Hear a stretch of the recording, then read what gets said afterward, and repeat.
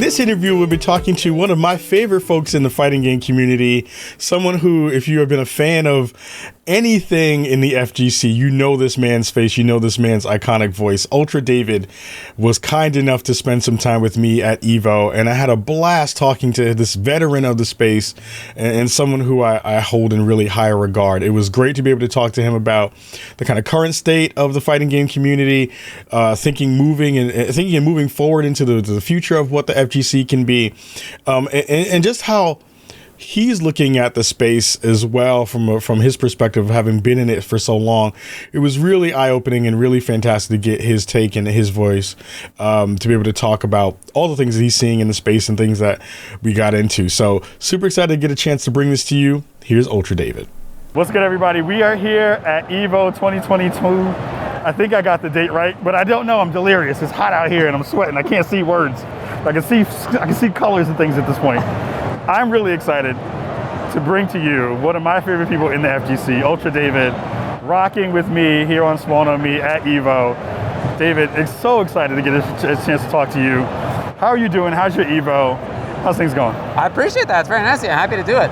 I'm having a great time, actually. I'm really happy with this year's EVO so far. It's a lot larger than has been in the past in terms of just physical space. Oh. But the layout is great, and I haven't heard a peep from anybody that's negative so far, which is a really good sign. I've talked with the people who are running the event, and there's always like fires to put out, like at any big event, but for so far, in my opinion, this has been the best EVO of like modern EVOs. Wow. In terms of like the scene being large. And back in the day when like I knew every single person who was there, like it's kind of different story. But no, I've really, really enjoyed EVO so far. I think it's been going great. That's rad, because for me, this is my first EVO, so I am soaking all of it in. Years and years and years of seeing, everything being streamed, and when it was like super underground and starting out, getting to see you and your crew, be at the forefront of kind of the comm scene and doing a lot of that work.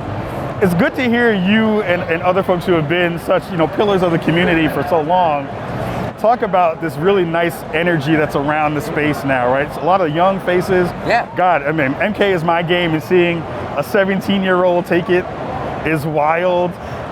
What are your thoughts about the current state of the FGC right now? How are you feeling about the way things have been playing out and how all of it's kind of coming together? Yeah, I think it's in an interesting spot and in a good spot in some ways. I mean, like everything else in the whole world, it's been in some ways on pause for the last couple of years.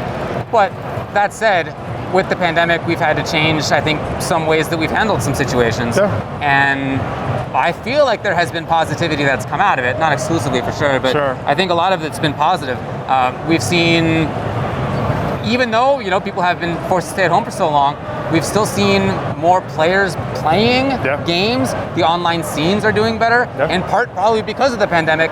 Companies are taking online play more seriously, so rollbacks come into all sorts of stuff now, has been over the last year or so, and that's fantastic. So from a game side, I'm very happy about that. I'm really happy about the current generation of games. And my personal favorite fighting games are this like last generation Street Fighter V, MK11 are like some of my absolute favorites of all time. So I'm really happy about that. But seeing the new stuff that's headed to come out, I think that's going to continue. So I feel like this is kind of a golden age from the game point of view. Not only are games good, but we can actually play online against people. And as far as the this kind of like offline aspect to it, I think that kind of remains to be seen. The things like EVO are doing well. EVO, was bought out, right? Different ownership, much more money involved. But part of why there is this really big space, I would imagine, I don't have personal details, is that there is all this extra money involved. And so that's a positive, right? But it maybe also comes with like requirements about what you have to do, and there's like certainly going to be deliverables that people have to meet. So money is great in some ways, like as long as we still feel like we have the FGC people in charge, I'm totally cool with that, and that is how it is. So I'm really happy about that. But when it comes to the other majors that aren't EVO, which is its own case, some of them I think are doing okay. CEO I think had fewer people than they expected. And I know some majors are not coming back. Oh wow! I've talked with some folks who used to run events who aren't going to do it anymore. And that's a lot of different parts of that conversation too. That's like the way that the structures have gone in terms of prize money, how you can kind of put things together in that space too. it is a really interesting pivot point now where we're also seeing that conversation about money be really different, especially when you have games like Multiverses coming in and WB throwing a big chunk into a pot in that space. And let's be honest, one of the hardest things has been for the FGC and compared to a lot of other esports has been, how do you pay players for the work that they do and the time and the money that they put in and effort they put in without a really big amount of return for a lot of folks who are at the top of the game in comparison to a lot of their other folks. So no, that's a good point. And I think the current perspective is that you can't be just a top player and expect to make it into a living. That can be certainly a part of like your content creation. You're a top player, so watch me stream, so watch my YouTube content. That I think is viable. There's plenty of people doing that. But just to be a top player and to win tournaments and make that your career, I'm not sure that that's doable for almost anybody. Maybe a small handful, a tiny handful. I don't really expect that to change.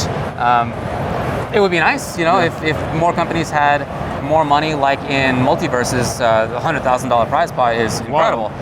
But that's not really something to be expected, in my opinion. I don't think that that's something that we can rely on. Even in other esports, I'm not sure that the current plans are like long-term sustainable, for sure. Or even like short-term sustainable in some of them. So I'm not super high on the idea of players being able to just be players and make careers out of it.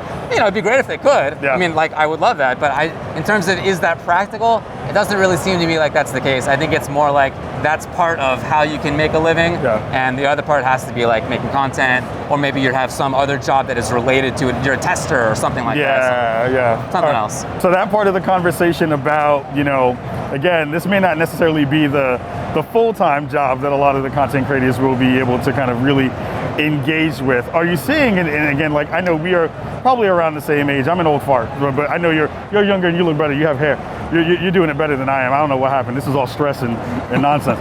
But coming from the era that we grew up in, right? We didn't have a lot of these options. These weren't things that were kind of ready for us. We missed that boat by almost probably a decade in a real way. But it feels like the space is even kind of more broad and more encompassing and more welcoming in the ways that we've seen it kind of grow. And FGC itself is very, very fantastic in that way of like ushering and pulling in so many different folks from all over the world. Do you feel like even the games now that we're seeing with that online component is making that even easier for so many other folks to kind of come into the space and really be welcomed in? I do think that's true. I do think that the good online play allows even more people to play and be welcomed. I think that's true. We were talking about Mortal Kombat a little bit ago, and the winners of that, the top three of that, were two players from Chile, two twins from Chile, 17 years old. And while they play against each other all the time, they're playing offline, they also wouldn't have been noticed if it hadn't been for online play. And it would have been hard to imagine them flying out here or to the previous events that they went to without like the scene having realized that these players are super good by playing them online. And that kind of thing has been happening for years at this point for all the games that have Good Night Go. And so I do for sure think it's true. I don't think it's a coincidence that Skullgirls is as like diverse as it is, and that it also has fantastic online play. You don't need to go out and meet people in person. If you're nervous about that, or if you feel like you're like a little bit of a different type of person, you don't need to. You have this online play. But that then fosters offline, in-person events that are a lot more interesting, and a lot more different kinds of people come out to that. And like that scene, for example, Skullgirls has had offline events even though it's got great online play. Like that's something that we continue to see 10 years into the game. So I do think that online play can have a really big impact when it comes to stuff like that. God, I could steal you for like an hour just to talk about character viability in that conversation, because that's even changed in a lot of different ways. And I think that's also been a really interesting bridge between cultures and regions as well, like folks kind of coming in for that kind of stuff. Street Fighter 6 is on the horizon. Looks fantastic. Got a chance to get hands-on with it. I know you've had some time with it a little bit yet. Not yet? I have not had any time to play that game. This is unreasonable. I'm here. Here I am, right here, talking instead of playing Street Fighter 6. I'm sorry. I apologize. We gotta get this man on the sticks. It's all good. Haven't had a chance to play, but I know you've seen a bunch of it, at least from the stuff they've shown. How are your thoughts about it so far? I'm really excited about it so far. It makes me think back to Street Fighter 5 and how, although I was really excited about the gameplay, as a package, it was like clearly not entirely there at launch. And Street Fighter 6, totally the opposite. Everything, in my opinion, looks great, from the graphics to how the gameplay looks to the mechanics that are in the game. I think are all super cool. But then there's also like clearly much more of a focus on not just the straight up 1v1 versus. There's other stuff that they're doing that ended up being in Street Fighter 5 over the long term, for sure, but wasn't there initially. So I'm really excited about that. That makes me think that Capcom is putting in a lot more resources into it. And the focus on community in it as well makes me really happy. My friends are in the game, like actually commentating. Dope to see this part of it. That made me so happy. So that I think really has a good sign for the future of how they're planning to work with the scene, have tournaments in the future, events in the future. I think it's really bright. A couple last questions for you before we let you go. I know I'm a big NRS fan. That's my bread and butter game. I'm going to be dumping through Multiverses in Street Fighter 6 when it drops. What do you think we're going to get? Do you think we're going to get MK12? Do you think we're going to get the Injustice game? What do you think we might be landing at? Well, did you see Ed Boon say that they're not announcing anything for Mortal Kombat? But the thing is, like, I've met Ed so many times at this point that Ed always has a twinkle. And the thing that I've always known about him is that he holds everything so close to the vest. So it is that up and down of like, I don't know if it'll be here. It doesn't really make sense to be here now because we've already had MK Finals. Maybe Video Game Awards because they had the last announcement at the Video Game Awards. But anything that Ed says, I'm like, what's happening? Definitely. But I mean, are they working on a game? Like, I'm sure they're working on a game. I guess I would bet that it's Mortal Kombat again. I don't really have a good reason for saying that, to be honest. But it's just that the normal cycle has been over the last several releases, right? MK, Injustice, MK, Injustice, MK. And then that same cycle of every 2 years, they've missed it big time for Injustice. We're now like a year plus past that. And so that just makes me think that they're just not doing Injustice. And again, is that a good reason? Maybe not, but like, that's my take. We're all reading the tea leaves and looking at the stars to figure out if it's actually going to happen in that way. Last question before we let you go. I have been trying to get into more hosting spaces. I've been doing more of that work. You've been a master at that craft for a long period of time now. Rocking many of a commentary desk and doing such fantastic work. For the folks that are at home, a lot of stuff we do at Spawn on Me is try to tell people how they can get into the industry, how they can kind of move that space, especially folks from underrepresented communities.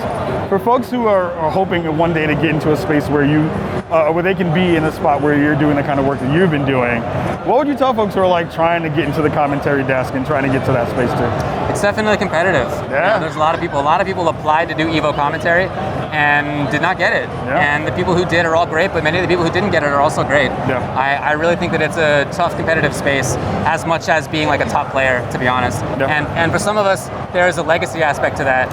I don't think that I would be able to apply now if I was new and get in, but I happen to be in this lucky situation of right at the ground floor of it when the expectations were really low, and then that let me like work on it well enough to like improve. Just a different story for people today. So I think that the best thing to do is the same kind of thing as to do when you're joining anything. Research it, make sure that you understand not just the game, but also the fact that commentary is certainly partly about like how well you know the game, but also how well you're coming across, and that's its own skill, as you know, right? I mean, that's something that you can work on, and there's a lot of resources to work on for that. There's a lot of resources about how to improve your voice acting. There's a lot of books and videos out there about that kind of stuff.